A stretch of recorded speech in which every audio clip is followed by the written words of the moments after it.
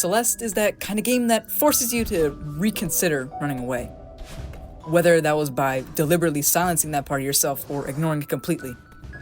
And even though I don't consider myself depressed or have any major mental health issues, I, just like many of you, did go through a long, rough patch. It was a very quiet and controlled time in my life where I went to school, made video games, and went about my day relatively normal. But over time, more and more bad stuff just started to happen one after the other until every single night my head was just filled with all the things wrong with my life and even myself. It was terrible. Eventually, with nothing new going on, I tried to make moves toward fixing my problems. That being by 2025 health techniques like therapy apps and regular exercise, and just straight up not talking or cracking jokes, which ended as well as you think. After that failed, I collapsed again. I started blaming life, then people, and then my own head. I started separating myself from my problems, and even started overanalyzing other people's actions and words and coming to sharp conclusions about them. This kind of behavior went on for several years. Goddamn. I can't say that word. This kind of behavior went on for several years. Each Christmas seemed unimportant, and each January 8th became a detached 1 year older milestone. Until one day, I heard this little indie game called Celeste with phenomenal controls, breathtaking artwork, and a deeply insightful storyline.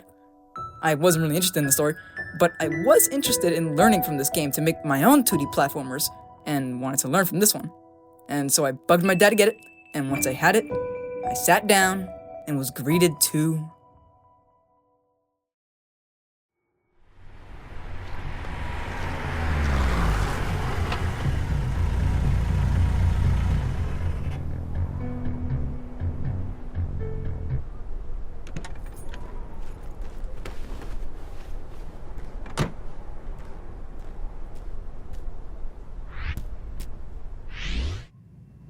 From the word go, I immediately adored this game.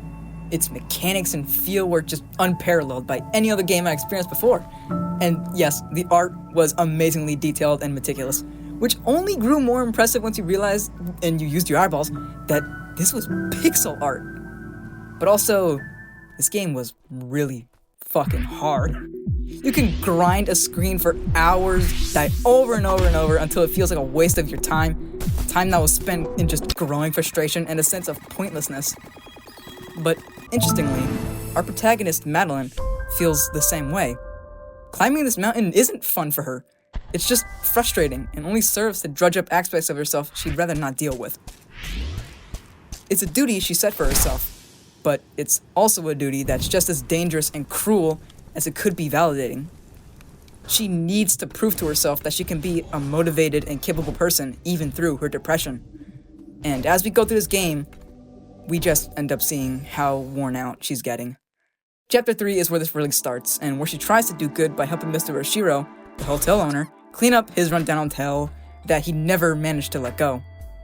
Something that she wants to believe is a selfless act, only for it to be revealed that there was some ego and some need to help others because she doesn't know how to help herself. If I'm worthless, I at least have to be useful. And I'm not pulling that my ass. Throughout the first half of the game, she constantly undermines and demeans herself, believing that she's either a liability to those around her or just stupid for not being able to figure out what's wrong with her. As the game revealed more of Madeline's character and the struggles of those on the mountain, I slowly grew more and more attached to the game, mostly because of Madeline. I really started caring about her, and I wanted to see her make it to the summit, and so I pushed myself through the sometimes brutal screens. Then we hit chapters 5 and 6, and chapter 5 is where we get the clear snapshot of Madeline's mind. Her demons literally being represented as floating eye things that screech bloody murder and charge at her the moment she enters their line of vision. We see the boiling hate and disconnection between the antagonist, Madeline, and Madeline this chapter. Madeline finally breaks down and questions why Madeline's even doing this to her, to which she just responds, confused,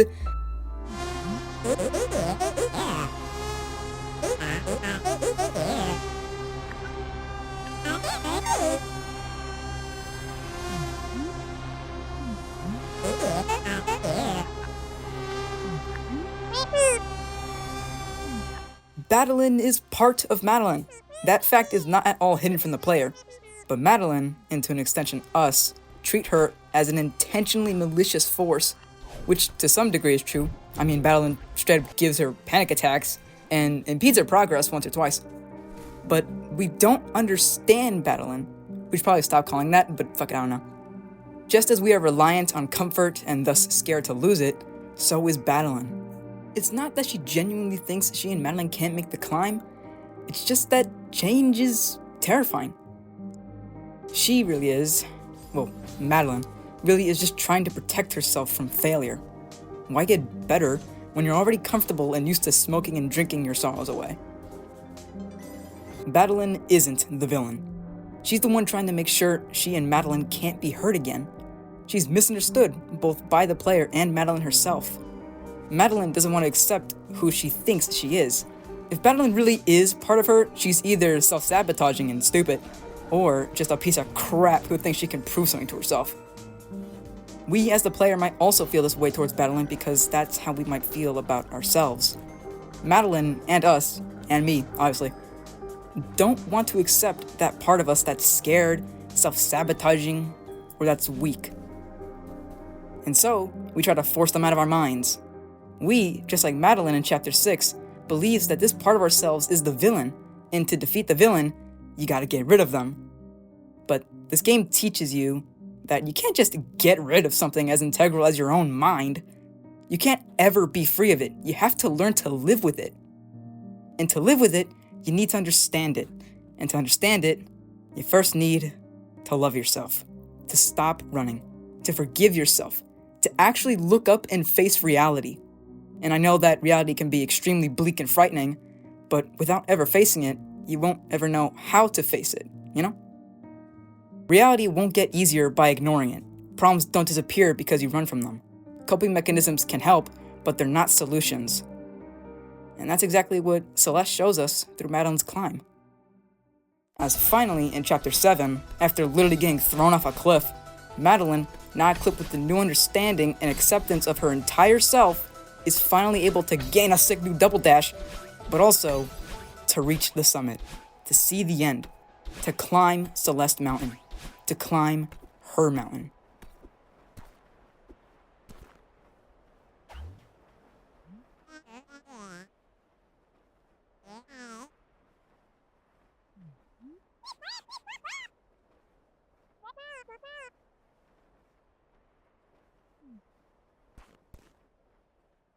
And that's what made me connect with the story.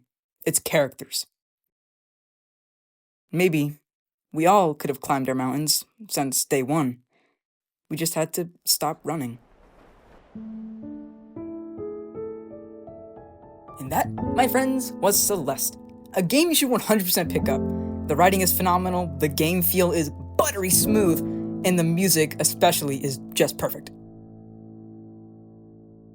Also, even though I said not to run, you might want to reconsider that when I bring it to your house tonight to tell you about my book, Pulse. It's a sci-fi cosmic horror about pride, deep-seated grief, and obsession. You can find it on Apple Books. And with all that said and done, this is the Media Guy signing off.